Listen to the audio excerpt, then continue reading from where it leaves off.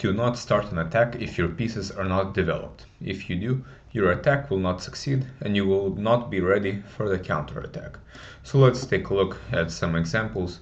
This will be a legendary game by the world champion Bobby Fischer, and let's see how he handled a premature attack. So the game started as the King's Indian defense, and in this position Fischer played the move castles. And in principle this move is really a provocation, as it does not stop e5. Usually the player would play d6, and in 1960, when this game was played, this was considered a real challenge, as e5 was considered quite dangerous for the black position. But as we can see now, and as we know in the theory nowadays, e5 here is considered a premature attack. So let's take a look.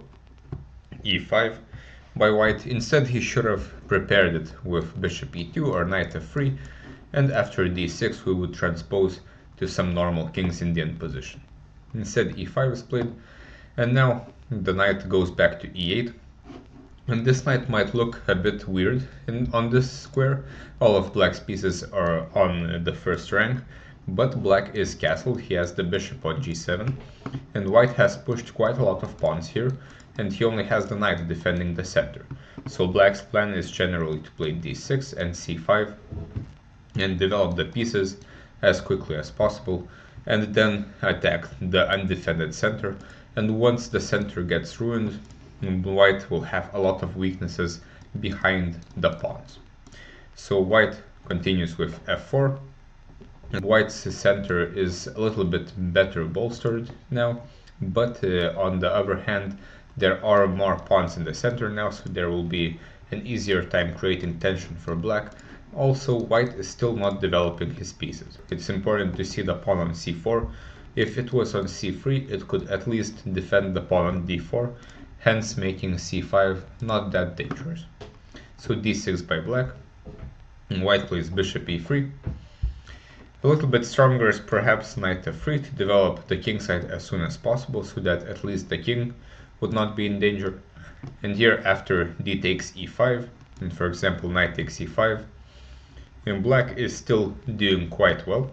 Instead, if white plays f takes e5, this would not be very good for white, because of, for example, bishop g4, attacking the knight on f3, which is defending the squares on d4 and e5. And after bishop e2 c5, black is trying to destroy the structure of white. Bishop f4, for example, trying to defend, take, and knight c6. And here, for example, after queen d8, rook d8, black has created numerous weaknesses in the white center, and the black is probably going to win a pawn soon. This knight will come out one way or another, and black, when white is still not exactly developed. So instead, bishop e3 happened, and the black plays this very nice move c5, and this is somewhat of a pawn sacrifice, but it's trying to destabilize the pawn on e5, after which white center will completely crumble. And d takes c5. It's important here that we cannot take on e5 because of the pin, and our queen is actually hanging, so be careful there. But Fischer saw this. Currently Fischer is down a pawn, but after knight c6 the queen is defended, so this creates the threat of taking on e5, getting the pawn back, and in the resulting position white would not be material down, but black would be up a healthy majority on the king side, 4-on-2, while white's majority on the queen side would be with doubled pawns. So white takes here, black took back. Notice how black currently has 1, 2, 3, 4 pieces developed.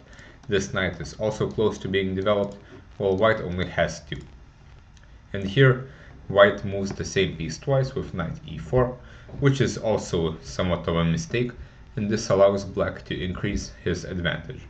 Instead, white should have developed the king side as soon as possible. For example, knight f3. Black would play bishop e6. Taking here, of course, is fine as well, but bishop e6 threatens to take here, and black will be able to recapture with the rook instead of the knight, which would of course be much better. Queen b3, for example. Though bishop e2 is better, again to develop the king, but let's say queen b3, trying to develop the queen, also breaking another opening principle as we know, developing the queen early while the king is not castled. Now the position would be opened up. For example, queen b7 attacking the knight, we can defend, and after some exchanges in the center, black would be up a lot of time. Even though black is still a pawn down, he has threats such as queen h4, also some threats taking on c3 or queen a5. The knight can come out to d6 with tempo, the c4 pawn is hanging, and black is almost winning here. So instead, white played knight e4 and bishop f5. Now black is able to develop with tempo, and another piece has been developed, and white plays knight g3. If white had taken on d6, this is perhaps better than what was played in the game of knight g3, but here after knight d6, queen d6, black can even exchange queens and take the pawn on b2. And the rook is now attacked, it has to move to d1, and after knight b4, we can understand that black is quite significantly better because of the initiative, and the black is creating big threats such as knight c2, rook to e8 or rook to d8 as well. The bishops are very strong, attacking the king as well, and simply white has only 2 pieces developed and his king is quite a big trouble. Also, all of these pawn pushes have made these 2 squares extremely weak, which black can also try to exploit. So as they say, pawns do not move backwards, and white would have liked to have more pawn shelter for his king. Instead, knight g3 is played, the bishop moves, so what has black achieved? He has attacked the knight, it went back to the edge of the board, and now the bishop goes to e6, so black has developed a piece while making another piece for the opponent slightly worse placed. Knight f3 and queen c7. Black does not even want to exchange queens. Even better was to take on e5, and for example after white exchanges queens.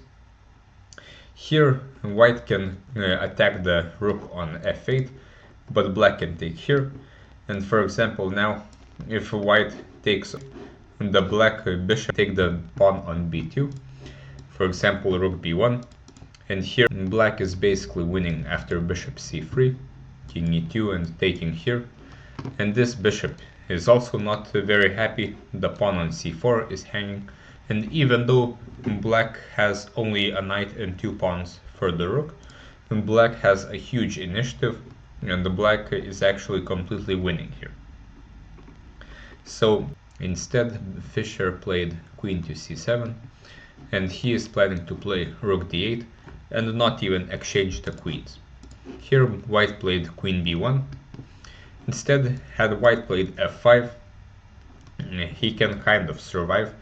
Black would take this pawn, but now the pawns are doubled, also this bishop has been slightly opened up, and after bishop d3 white will try to get the pawn back.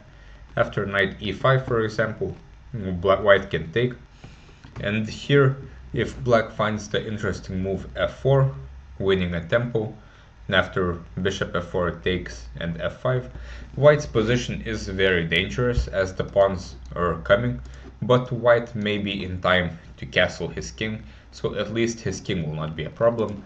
But as you can see, since white has pushed so many pawns, now everything has opened up and there are many weaknesses left behind the pawns, specifically in the center.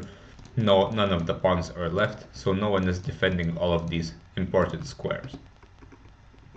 Instead, queen b1 is played, and black starts taking stuff in the center.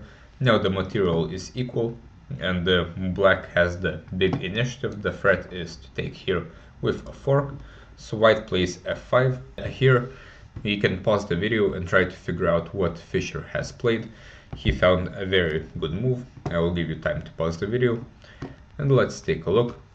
Fischer played the very nice clearance sacrifice with pawn to e4, not reacting to the pawn on f5, because if he had taken, then here this would prove white's idea of queen b1. Now the knight is safe on f5, and the f pawn is blocked, as well as this bishop. and if white gets time for bishop d3 and castles, he will not really have that many problems. So instead e4, this counterattacks a piece, and also, most importantly, this opens up the dark squared bishop as well as the queen. It also creates a square for the knight on e5. So white takes the bishop.